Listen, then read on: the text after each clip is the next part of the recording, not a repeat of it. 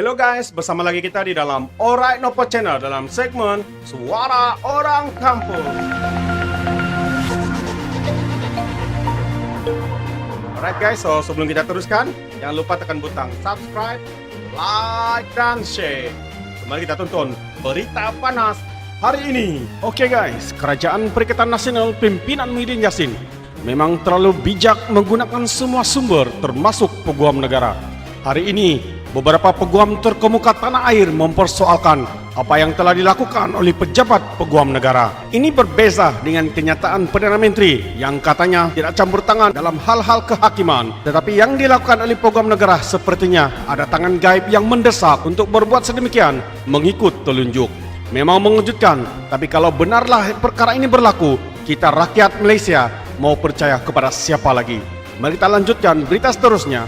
6 hari bulan Mac 2021, Peguam Negara dikesah tidak bantah permohonan semakan kehakiman. Peguam Negara Idrus Harun hanya perlu membantah permohonan kebenaran semakan kehakiman dalam kes remeh dan menyusahkan, kata peguam.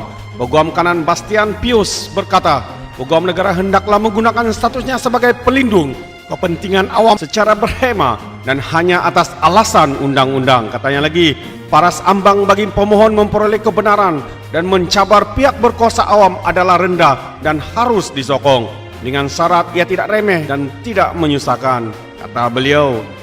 Verdagon merujuk kepada tren terbaru, Peguam Negara membantah permohonan sedemikian dalam kes yang menyaksikan Jabatan Pendaftaran Pertubuhan menolak permohonan pendaftaran parti politik dan dalam cabaran perlembagaan terhadap penggantungan Parlimen serta Dewan Undangan Negeri semasa perintah darurat berkuat kuasa. Bekas Peguam Negara Tommy Thomas semasa pelantikannya pada Jun 2018 mengumumkan bahwa Jabatan Peguam Negara tidak lagi akan mengenakan bantahan menyeluruh terhadap kes permohonan semakan kehakiman. Beliau berkata, pihaknya akan berunding dengan Majlis Peguam dan Jawatan Kuasa Peraturan bagi memasukkan syarat dalam peraturan mahkamah yang mengkehendaki semua dokumen penghujaan dikemukakan kepada AGC. Permohonan kebenaran semakan kehakiman difailkan oleh pihak yang terkilan bagi mencabar proses pembuatan keputusan pihak berkuasa awam kerana melanggar peraturan keadilan semula jadi, undang-undang bertulis dan perlembagaan. Sila berikan komen anda. Pihak terbabit perlu mendapat kebenaran daripada Mahkamah Tinggi sebelum merit aduan didengar dan satu salinan permohonan itu perlu dihantar kepada pejabat Peguam Negara. Peguam Muhammad Rafiq Rashid Ali berkata, Peguam Kerajaan kerap membantah permohonan kebenaran tersebut dengan alasan pihak yang terkilan tidak mempunyai kedudukan dari sudut undang-undang dan mengemukakan permohonan semakan kehakiman.